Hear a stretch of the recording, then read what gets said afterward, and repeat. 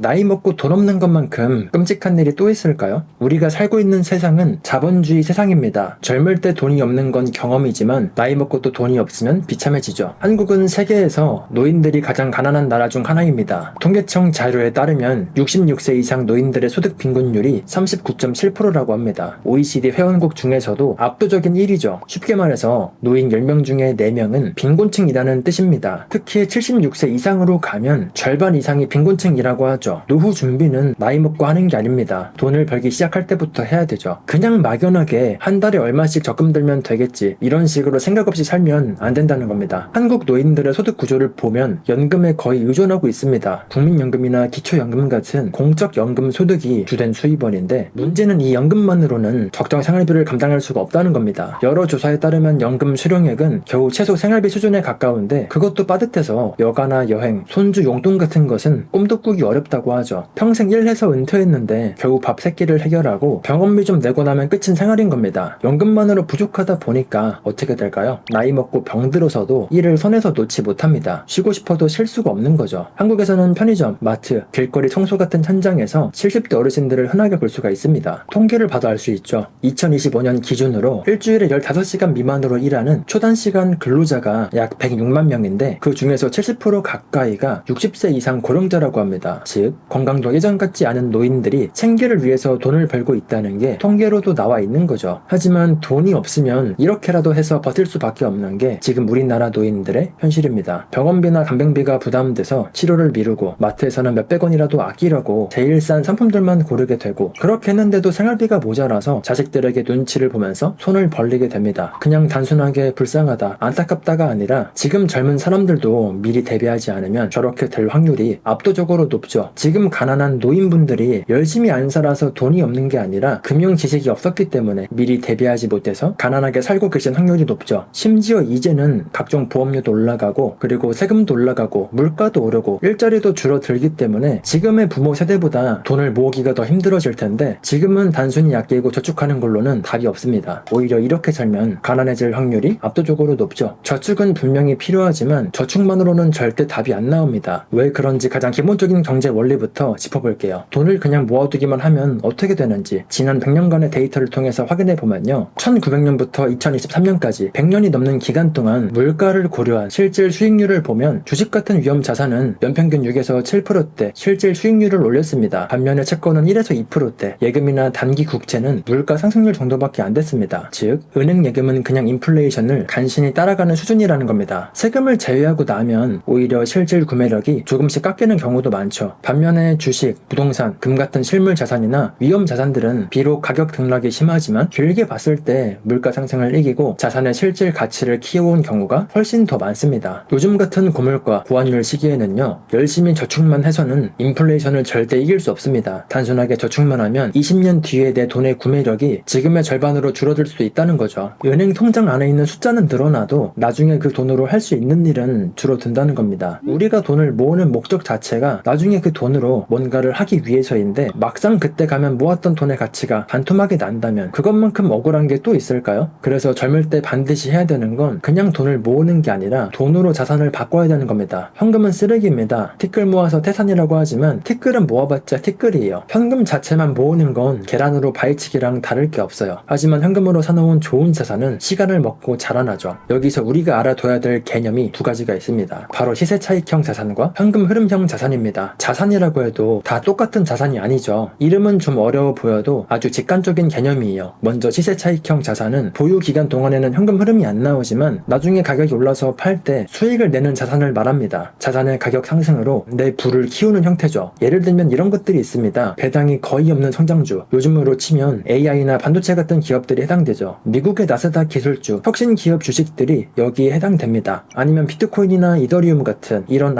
암호화폐들도 여기에 해당이 될 수도 있죠. 가격 변동이 엄청나지만 장기적으로 성장성을 보고 투자하는 자산이죠. 보통 이런 자산들은 오를 때는 2배, 3배씩 오르기도 하지만 경기가 안 좋아져서 유동성이 마를 때는 반토막이 나는 경우도 흔하게 볼 수가 있죠. 하지만 젊을 때는 시간이라는 아군이 있습니다. 가격이 크게 떨어져도 다시 오를 때까지 버틸 시간이 많으니까 오랜 시간 기다릴 수가 있죠. 그리고 오히려 가격이 쌀 때 더 사모을 수도 있죠. 실제로 주식시장 데이터를 보면요, 1년에서 2년 단위로는 폭등과 폭락을 반복하지만 20년 이상의 긴 안목으로 보면 대체 대체로 우상향하면서 물가 상승률 이상의 실질 성과를 내왔습니다. 내가 은퇴까지 30년 남았다면 지금 주가가 반토막이 나도 언젠가는 회복을 하고 수익을 낼 가능성이 크다는 거죠. 반대로 현금 흐름형 자산은 가격이 크게 오르지 않더라도 내가 자산을 갖고 있는 동안 현금 수익을 주기적으로 주는 자산이라고 생각하면 돼요. 예를 들면 고배당주나 배당주 ETF나 부동산 월세 세팅 같은 게 해당되죠. 보통 배당주 주식을 갖고 있으면 기업이 분기마다 아니면 해마다 배당금을 주죠. 그리고 또 리츠가 좋은 예인데 상장된 부동산 펀드로 건물 임대료 수익을 투자자에게 나눠줍니다. 채권이나 채권형 ETF도 대표적인 현금 흐름 자산이에요. 국채든 회사채든 갖고 있으면 이자 지급이 정기적으로 나오죠. 그리고 월세가 나오는 부동산 같은 경우에는 오피스텔, 원룸, 상가 같은 걸 소유해서 매달 임대료를 받는 것도 현금 흐름형 자산입니다. 이런 현금 흐름형 자산의 장점은 매달 또는 매 분기마다 현금 흐름이 들어온다는 겁니다. 자산 가격이 안 오른다고 해서 서운할 필요 없이 그 자산이 주는 현금으로 생활을 유지할 수가 있어요. 대신 수익률이 높지 않다는 게 유일한 단점이라고 할 수가 있죠. 예를 들어서 고배당주라고 해봐야 연 5% 배당이 나오면 많이 나오는 거고요. 채권 이자라고 해도 한 4% 정도인데 세후로 치면 많이 못 벌죠. 부동산 월세도 보통 연에 3-4% 수익률이면 양호한 편이고요. 그래서 현금 흐름형 자산은 원금 자체를 크게 불리기 어렵다는 단점이 있습니다. 하지만 은퇴할 때쯤에는 이런 현금 흐름이 더 중요해지죠. 왜냐면 나이 들어서는 자산이 2배 오르는 것보다 매달 200만원씩 꼬박꼬박 들어오는 게 더 절실한 순간이 많으니까요. 그래서 일반적으로 가져가는 전략은 나이가 젊을 때는요, 시세 차익형 자산으로 시드머니를 불리고, 그리고 나이 먹고 중년 이후에는 점점 포트폴리오 비중을 현금 흐름형 자산으로 갈아타서 월급처럼 쓰는 돈을 확보하는 전략으로 가는 게 일반적인 투자 전략이죠. 실제로 미국이나 해외에서도 라이프 사이클 투자라고 해서 타깃 데이트 펀드 개념이 정착되어 있습니다. 예를 들어서 2045년 은퇴 목표 펀드라면 처음엔 주식 비중을 높게 가져가고, 그리고 시간이 지날수록 채권 같은 안전 자산들의 비중을 늘리는 방식이죠. 왜 젊을 때는 시세 차익형에 집중하고, 그리고 왜 40대 이후에는 현금 흐름형으로 옮겨가야 될까요? 우선 첫 번째는요, 시간과 변동성의 관계입니다. 투자에서 가장 큰 위험은 가격 하락 그 자체가 아니라 하락하고 나서 회복할 시간이 없다는 게 더 중요하죠. 20대에는 내 자산이 반토막이 나더라도 10년, 20년 시간이 있으면 복구할 수 있지만 은퇴하고 60대에 반토막이 나면요, 다시 회복할 시간이 거의 없죠. 그리고 아무리 좋은 자산에 투자를 했다고 해도 빚을 내서 투자하거나 당장 써야 되는 돈으로 투자를 했는데 주식 가격이 폭락한다면 어쩔 수 없이 손실을 보더라도 팔아야 되는 경우도 흔하죠. 그래서 투자할 수 있는 기간이 짧다면 웬만하면 변동성이 큰 자산에는 투자는 안 하는 게 좋습니다. 그리고 두 번째는요, 인간의 손실 회피 성향이죠. 행동 경제학에 따르면 사람은 같은 금액의 이익보다 손실의 2배 이상의 고통을 느낀다고 합니다. 젊을 땐 웬만하면 손실이 나도 다시 일을 해서 메꾸면 되지만 은퇴 후에 한번 큰 손실이 나면 삶의 질 자체가 흔들리게 되죠. 그리고 마지막으로 아까 말씀드렸던 라이프 사이클 투자 이론인데요, 젊을 때는 내가 월급을 얼마나 받느냐보다 그것보다 내 자산이 얼마나 빨리 불어나는지가 더 중요합니다. 반면에 40대 후반 이후에는 자산의 절대 크기도 중요하겠지만 매달 들어오는 현금 흐름이 얼마인지가 더 중요해지죠. 젊을 때는 월급도 받고 투자도 하지만 은퇴를 하고 나면은 투자한 자산이 월급을 주는 구조로 바뀌어야 되니까요. 그래서 나이에 따라서 돈을 버는 무게 중심이 이동을 해야 된다는 거죠. 그럼 최종적인 목표는 결국엔 노후 자금이나 경제적 자유를 위해서 투자를 하는 건데, 한 달에 얼마 정도 돈이 들어와야 자유가 되는 걸까요? 실제로 금융권이나 연구기관에서는 한국인의 노후 생활비에 대해서 여러 가지 조사를 했는데요, 2023년 설문에 따르면 은퇴 후에 잘 살 수 있는 적정 생활비는 한 달에 370만원 정도라고 합니다. 반면에 최소한의 생계비가 목표라면 한 달에 250만원 정도면 된다고 하죠. 하지만 현실은 어떨까요? 많은 사람들이 실제로 은퇴하고 나서 마련된 월소득은 60% 정도, 즉 200만원 정도밖에 안 된다고 합니다. 저는 그럼 두 가지 케이스로 예시를 들어볼게요. 월 현금 흐름 300만원과 500만원이 나오는 걸 만드는 게 목표라고 하면 현실적으로 자산을 얼마나 모아야 되는 걸까요? 정답은 없지만 가장 대표적으로 언급되는 사례는 4% 룰이라는 개념입니다. 은퇴를 하고 나서 자기 자산의 4%씩만 인출해서 쓰면 원금이 30년은 간다는 통계인데요, 예를 들어서 연 4% 수익이나 인출이 가능하다고 가정을 해볼게요. 그럼 월 300만원이면 1년이면 얼마예요? 1년에 3,600만원이니까 3,600만원이 4%에 해당하려면 총 자산 9억 원이 필요합니다. 그리고 월 500만원을 4%로 커버하려면 15억 원이 필요하고요. 단순하게 계산을 해봐도 노후 자금은 9억에서 15억이 필요하다는 숫자가 나오죠. 그래서 나이 먹고 이 돈을 모은다는 건 답도 안 나오기 때문에 젊었을 때부터 돈을 모으고 성장형 자산으로 돈을 불려가야 되는 거죠. 많은 분들이 노후에 월 300은 있어야지 라고 생각하지만 그 300을 나오게 만들려면 적어도 이 정도 자산이 필요하다는 걸 현실적으로 인식해야 되죠. 심지어 이 금액은 세금이나 건보료, 종합금융과세를 제외한 금액이라서 이런 것까지 다 계산하면 필요한 원금은 넉넉하게 11억에서 18억 정도가 필요하다고 보면 되겠죠. 결국에 내가 모은 자산이 1에서 벌게 만들어야 되는데 그걸 하려면 젊을 때부터 자산의 덩치를 불려놓지 않으면 안 된다는 결론이 나옵니다. 물론 나이 먹고 은퇴하면 국민연금을 받기 때문에 필요한 현금 흐름이나 원금은 줄어들긴 하겠지만 국민연금 평균 수령액이 한 달에 얼마나 되는지 알고 계신가요? 대략 70만원대라고 보시면 됩니다. 심지어 이 연금도 지금 젊은 사람들은 못 받을 가능성이 상당히 높다고 하는데 노후에 월 300, 월 500씩 쓰면서 살려면 추가로 필요한 현금 흐름은 적어도 최소 230만원에서 430만원은 필요하다는 계산이 나옵니다. 그래서 나라가 주는 연금, 회사 퇴직금만으로는 도저히 생활이 안 되기 때문에 하루라도 젊을 때 정신을 차리고 자산을 모아가야 되는 거죠. 심지어 이제는 갈수록 자산을 모으기가 힘든 시대로 가고 있다는 게 더 큰 문제입니다. 왜냐면 원화 가치는 쓰레기가 되고 있고 고물가, 보안율 시대이기 때문이죠. 쉽게 말해서 같은 돈으로 살 수 있는 게 줄어들고 있고요. 필수 생활비만 쓰더라도 남는 돈이 없어서 자산을 모을 여력이 없어지는 게 현재 현실입니다. 이런 환경에서는 그냥 현금 저축만 하고 있는 사람들이 제일 손해를 봅니다. 은행 이자라고 해봤자 요즘 예금금리 2%, 3%를 준다고 해도 세금 떼고 물가 3%가 오르면 남는 게 없습니다. 세후 실질 금리가 0%거나 마이너스인 상황이에요. 그래서 투자는 도박이고 투자하면 돈을 잃는다고 안 하시는 분들이 계시는데 적금에서 돈을 열심히 모아서 통장 잔고 숫자는 늘어나더라도 실제로 그 돈으로 살 수 있는 건 제자리거나 줄어든다는 걸 알아야 돼요. 구조적으로 보더라도 앞으로 한국 경제는 좋아질 확률이 상당히 낮고 오히려 더 나빠질 일만 남았기 때문에 지금은 투자를 안 하는 게 더 큰 리스크가 있는 시대가 됐습니다. 현재 대한민국 경제는 구조적으로 여러 가지 문제가 있는데 대표적으로는 고령화, 저출산, 청년 실업률, 부동산, 가계대출, 자본 유출, 인재 유출 등등 여러 가지 문제들이 상당히 많습니다. 디테일하게 설명하기에는 영상이 너무 길어지니까 한마디로 요약을 하자면 이제는 원화 가치가 예전처럼 강세가 되기 어려운 시대에 우리가 살고 있다는 겁니다. 심지어 요즘은 원화를 많이 찍어내기도 해서 원화의 가치가 더 빠르게 하락하고 있기도 하죠. 그래서 이런 환경에서는 그냥 원화로만 저축하는 전략이 얼마나 리스크가 높은 전략인지 알아둬야 된다는 거예요. 그럼 정상적인 지능을 가지고 계신 분들이라면 저축만 해선 왜 답이 없는지 이해가 되실 텐데 구체적으로 어떤 자산을 어떻게 모을지가 중요하겠죠. 나이대별로 전략이 달라지게 되는데 우선 20대에서 30대에는 시간이라는 자산을 잘 활용해야 될 때입니다. 그리고 앞으로 소득이 늘어날 가능성도 큰 나이대죠. 그렇기 때문에 자산을 지키는 것보다 불리는 데 더 집중을 해야 됩니다. 소비를 무조건 극단적으로 줄여서 저축하고 투자를 해라가 아니라 대신 매달 투자 가능한 금액을 먼저 책정해두는 게 먼저입니다. 월급 쓰고 나서 남은 거 투자해야지가 아니라 아예 비율을 정해두는 거죠. 예를 들면 나는 월 소득의 20%는 무조건 투자한다 이런 식으로요. 그리고 그 돈을 시세 차익형 자산에 꾸준히 태우는 겁니다. 예를 들어서 매달 월급의 일정 금액으로 주식을 사거나 ETF를 적립식으로 사고 그리고 또 여유가 된다면 비트코인이나 기술주에도 소액으로라도 모아가는 거예요. 핵심은 단기 시세 차익을 노리는 트레이딩을 해야 된다는 게 아니라 10년, 20년 뒤를 보고 내가 몇 주를 모아갈지 아니면 몇 개의 코인을 모을지 이런 거에 더 집중을 하는 거죠. 돈 모아서 주식 100주를 샀다 이런 게 중요한 거지 이번 달에 주가가 20% 떨어졌네 올랐네 이런 식으로 가격 등락에 신경을 쓰는 것보다 오히려 떨어지면 싸게 모을 수 있는 기회라고 생각하고 좋은 주식을 오래 모아간다는 전략이 훨씬 스트레스도 안 받고 살아남을 수가 있는 투자 방법입니다. 어차피 월급은 계속 들어오고 실패해도 만회할 시간과 능력이 있기 때문에 시세 차익형 자산 비중을 높게 가져가는 전략을 취하는 게 젊은 사람들이 해야 되는 투자 전략이에요. 그리고 다음은 40대입니다. 이때부터는 자산 규모가 어느 정도 커지기도 하고 자녀 교육비도 많이 들고 그리고 부모님 생활비도 챙겨야 되고 집도 사야 되고 돈 쓸 일이 많아지죠. 그래서 자산 배분의 리밸런싱이 필요한 시기입니다. 40대 초반까지는 그래도 좀 공격적으로 굴려왔다면 슬슬 현금 흐름형 자산 비중을 늘리는 작업을 시작해야 됩니다. 예를 들어서 30대에는 80%가 주식형, 20%가 채권형이었다면 40대에는 6대4로 가거나 그리고 50대에 가까이 가면 5대5로 가거나 이런 식으로 서서히 비율을 조정하는 겁니다. 꼭 채권이 아니더라도 배당주도 해당이 되겠죠. 물론 개인 상황에 따라서 다르겠지만 이때 원칙은 은퇴 시기가 점점 가까우실수록 안전자산이나 현금 흐름 자산 비중을 높여가는 게 핵심이죠. 그리고 마지막으로 50대 이후의 전략입니다. 이때는 자산의 안정성과 현금 흐름 창출 능력이 무엇보다 중요한 시기죠. 이제는 젊을 때처럼 돈 몇 배를 불려야지 이런 욕심보다는 내가 가지고 있는 자산으로 얼마나 안정적으로 매달 생활비를 만들어낼지에 더 집중을 해야 됩니다. 특히 은퇴 시점의 부채는 거의 정리하는 게 좋죠. 주담대를 제외한 대출은 이자 부담이 크니까 50대 후반에는 가능하면 빚을 다 청산하거나 주담대도 최대한 없으면 좋긴 하죠. 그리고 노후 생활비 예산을 아주 구체적으로 세워보고 국민연금 예상 실현액, 퇴직금을 굴려서 나올 수 있는 월 이자, 개인연금 지급액 이런 걸 다 합쳐보고 나서 모자라는 현금 흐름을 채울 방법을 찾아야겠죠. 현금 흐름이 중요하다고 해서 이 시기에 시세 차익형 자산을 아예 손절해야 된다는 건 또 아닙니다. 오히려 포트폴리오의 일부는 끝까지 성장 자산으로 가져가는 게 좋죠. 왜냐면 60세에 은퇴해도 100세까지 살 수 있는 시대잖아요.